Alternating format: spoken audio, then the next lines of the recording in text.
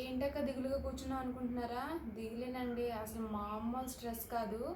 నేను పడిన కష్టానికి అది అసలు మర్చిపోలేను. ఏంటైంది ఏంటా అంటారా? ఆల్రెడీ తమ్మునేలు చూసే ఉంటారు. నా పాత ఛానల్ అయితే పోయిందనమాట. నేను చేసిన మిస్టేక్ ఏంటి, నేను ఎలా నా ఛానల్ని పోగొట్టుకున్నాను, మళ్ళీ అలాగే రీఎంట్రీ ఎలా ఇచ్చాను అనేది ఈ వీడియోలో మీతో షేర్ చేసుకుందాం అని చెప్పి ఈ వీడియో అయితే చేస్తున్నాను. నా కొత్త ఛానల్ నేము ఆల్రెడీ చూసే ఉంటారు, జాను జిందగీ 2.0. అంటే పాత ఛానల్ నేము జాను జిందగీ ఛానల్ అనమాట. ఇది న్యూ వెర్షన్ అనమాట. దానికి 2.0 అనమాట. రోబో 2.0 ఎలా వచ్చిందో అలాగే జాను జిందగీ 2.0 కూడా అలానే వచ్చింది. ఈసారి కూడా మంచి కంటెంట్తో, అలానే వ్లాగ్స్, ఫన్నీ వ్లాగ్స్, అలానే ఫ్యామిలీ ఎంటర్టైన్మెంట్, మా ఇంట్లో జరిగేవి, పండగలు, నేను చేసే కుకింగ్ వీడియోస్, వ్లాగింగ్, అలానే కొన్ని మోటివేషనల్ డైలాగ్స్, ఇవన్నీ మీతో షేర్ చేసుకోవడానికి అయితే మళ్ళీ మీ ముందుకైతే వచ్చేసాను. వెల్కమ్ బ్యాక్ టు జాను జిందగీ 2.0. నా ఛానల్ ఎలా పోయింది ఏంటి అని అనుకుంటున్నారా? అంతకుముందు నా దగ్గర వేరే మొబైల్ అయితే ఉండేది. ఆ మొబైల్ మీరు పాత వీడియోస్ చూస్తే కనుక జాను జిందగీ ఛానల్ అని ఉంటుంది. అసలు ఆ ఫోను 10,000 పెట్టుకున్నాం అనమాట. అసలు ఏం బాగోదు, క్లారిటీ కూడా అసలు ఏం బాగోదు. కానీ నేను 2 ఇయర్స్గా ఆ ఫోన్ని యూజ్ చేస్తూ, పిల్లలు ఎన్నిసార్లు పడేసినా పౌచ్ని వేస్తూ, అలానే స్క్రీన్ గార్డ్ను వేస్తూ అదే ఫోన్ యూజ్ చేస్తూ వచ్చాను అనమాట. ఆ ఛానల్ని కంటిన్యూ చేస్తూ వచ్చాను.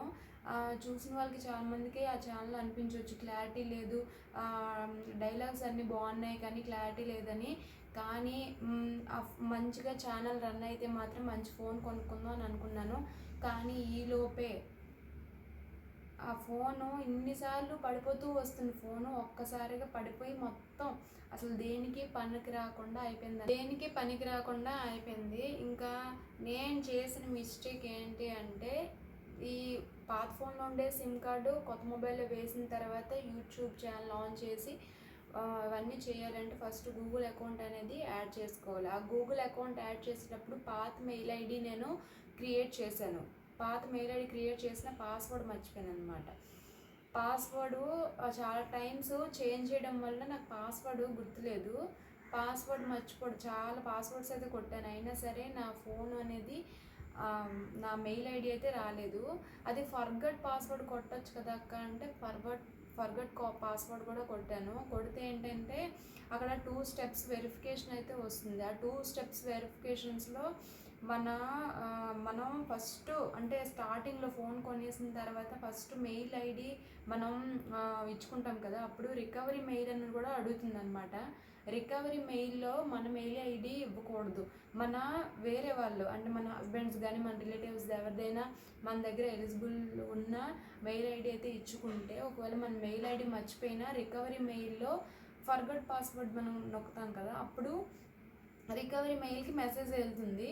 వెంటనే మన మెయిల్ ఐడి అయితే వెంటనే వచ్చేస్తుంది. నేను చేసిన మిస్టేక్ ఏంటంటే, అక్కడ స్టార్టింగ్లో ఫస్ట్ మెయిల్ ఐడి ఇచ్చేటప్పుడు రికవరీ మెయిల్ ఐడి కూడా సేమ్ నా మెయిల్ ఐడి ఇచ్చేయడం వల్ల ఆ మెయిల్ ఐడికి వచ్చిన మెసేజెస్ కోడ్ అనేది నా మెయిల్ ఐడికే వెళ్తుంది. నా మెయిల్ ఐడి ఓపెన్ చేయకపోతే ఇంకా కోడ్ నేను ఎలాగా ఎంటర్ చేయగలను? అంతే కదా. అంటే స్టార్టింగ్లో ఆ విషయం నాకు తెలియదు, ఇలా రికవరీ మెయిల్ కూడా ఉంటుందా అని చెప్పి.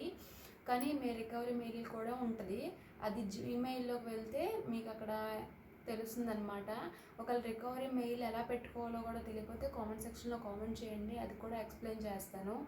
రికవరీ మెయిల్ అనేది చాలా ఇంపార్టెంట్, అది కంపల్సరీగా ఇచ్చుకోవాలి. అలానే సరే మెయిల్ ఐడి పాస్వర్డ్ అనేది ఎక్కడో దగ్గర బుక్లో రాసుకోండి.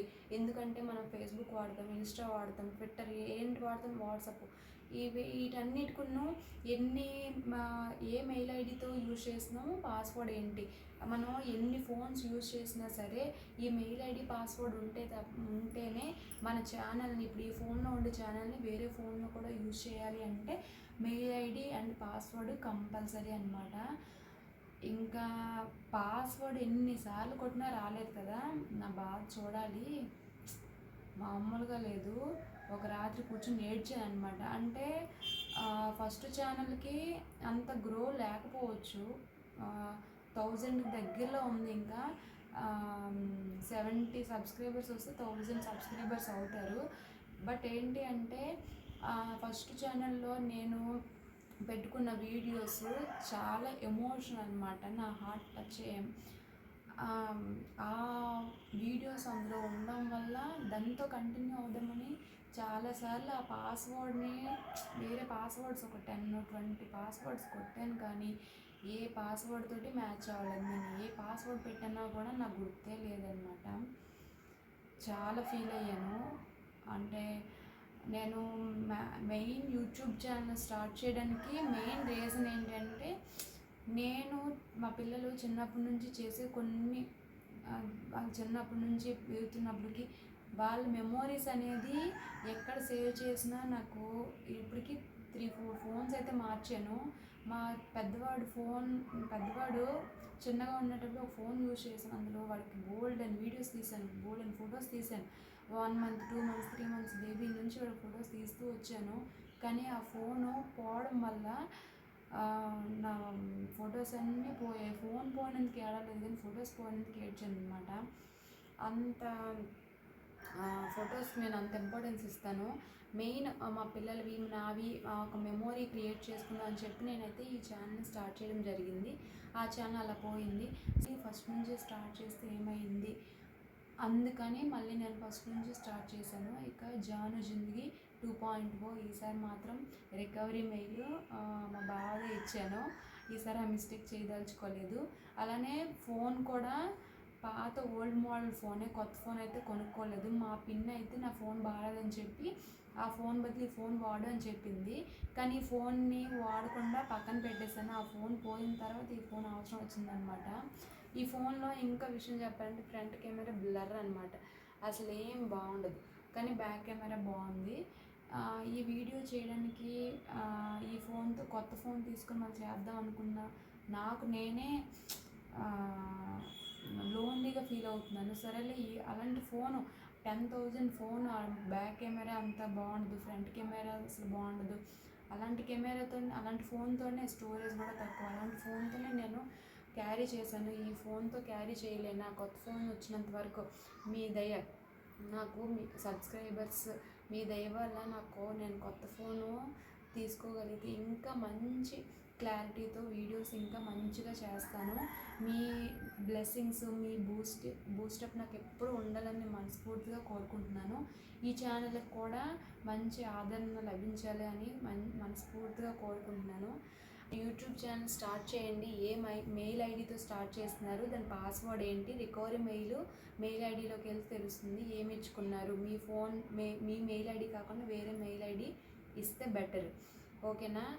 ఇలా అయితే మీరు ఈ ఫోన్ కాకుండా వేరే ఫోన్లో మీ ఛానల్ని ఓపెన్ చేసుకోవడానికి, యూజ్ చేసుకోవడానికి ఈజీగా ఉంటుంది, ఓకేనా? ఇంకేమైనా డౌట్స్ ఉంటే కామెంట్ సెక్షన్లో కామెంట్ చేయండి.